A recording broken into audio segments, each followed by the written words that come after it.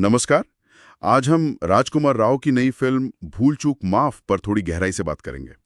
हमारे पास कुछ रिव्यूज और आर्टिकल्स हैं इस फिल्म से जुड़े, तो देखते हैं कि ये फिल्म आखिर है क्या, इसकी कहानी, परफॉर्मेंस और इसे कैसा रिस्पॉन्स मिला। हाँ, बिल्कुल। इसका जो कॉन्सेप्ट है वो काफी दिलचस्प है।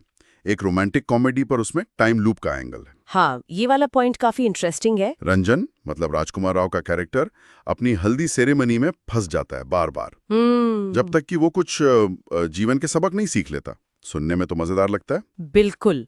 और यही मतलब फिल्म का हुक पॉइंट है। एक जाना पहचाना जॉनर रोमांटिक कॉमेडी, उसमें ये टाइम लूप वाला एक्सपेरिमेंट। सही। तो ये जो टाइम लूप है, इसी के इर्द गिर्द पूरी कहानी घूमती है। वो एक ही दिन, हल्दी वाला दिन, बार बार जीता है। हाँ, बिल्कुल। और इसी से ह्यूमर और ड्रामा क्रिएट करने की कोशिश की गई है। मतलब वो एक ही सिचुएशन को बार बार फेस करता है और हर बार कुछ अलग करने की कोशिश करता है या फिर गलतियां सुधारता है। अच्छा, तो सिर्फ हंसी मजाक नहीं, कैरेक्टर का एक सफर भी है। गलतियों से सीखना, बदलना। एग्जैक्टली। यहीं पर वो जीवन के सबक सीखने वाली बात आती है। पर परफॉर्मेंस की बात करें तो राजकुमार राव के बारे में मिली जुली बातें सुनने में आ रही हैं। कुछ कह रहे हैं कि वो अपने जाने पहचाने अंदाज में अच्छे लगे। हाँ, ये बात है। उनका जो एक कंफर्ट जोन है, छोटे शहर वाला कैरेक्टर, उसमें वो फिट बैठते हैं। उनका करिश्मा काम करता है। लेकिन कुछ ये भी कह रहे हैं कि ये रोल उनके पिछले कई रोल्स जैसा ही था, कुछ नयापन नहीं था। हाँ, ये क्रिटिसिज्म भी है। कुछ रिव्यूज में ये मेंशन किया गया कि किरदार में वो फ्रेशनेस शायद मिसिंग थी, पर वामिका गब्बी की तारीफ हुई है काफी। हाँ, मैंने भी पढ़ा। उनकी केमिस्ट्री राव के साथ कैसी रही? अच्छी बताई जा रही है। उन्होंने काफी मतलब ताजगी लाई है स्क्रीन पर, ऐसा कहा गया है। और जो सपोर्टिंग कास्ट से सीमा पाहवा, संजय मिश्रा, उनका क्या रोल रहा? ओह, उनका तो बहुत अहम रोल था। कई जगह लिखा है कि उन्होंने फिल्म में वो जो एक गर्मजोशी होती ना और ह्यूमर, वो ऐड किया। हाँ, वो तो माहिर है इसमें। बिल्कुल।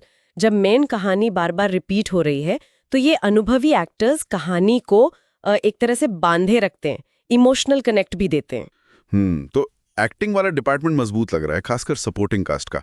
लेकिन कहानी कहने के तरीके में कुछ कमियां भी बताई गई हैं, जैसे क्लीशेज थे, रफ्तार थोड़ी धीमी थी। हाँ, ये पॉइंट्स उठे हैं। कुछ लोगों को लगा कि फिल्म थोड़ी खिंच गई, खासकर सेकंड हाफ में। और टोन की भी बात हुई है, मतलब मूड। टोन में क्या दिक्कत? कि कभी वो एकदम हल्की फुल्की कॉमेडी लगती है, फिर अचानक थोड़ी सीरियस होने की कोशिश करती है। तो वो बैलेंस शायद कहीं कहीं गड़बड़ाया। एक जगह तो इसे आइडेंटिटी क्राइसिस जैसा कहा गया। अच्छा, ये इंटरेस्टिंग है। मतलब नया कॉन्सेप्ट तो था, पर उसको निभाने में शायद पुराने ढर्रे या धीमी गति की प्रॉब्लम आई। हाँ, कह सकते हैं। लेकिन इसके साथ ही फिल्म का जो लाइट ह्यूमर है और एक जो सोशल मैसेज देने की कोशिश है, उसको भी सराहा गया है। तो मतलब कमियां भी हैं, पर कुछ अच्छी बातें भी हैं जिनसे लोग कनेक्ट कर पाएं। बिल्कुल। और शायद इसीलिए दर्शकों को ये पसंद आई।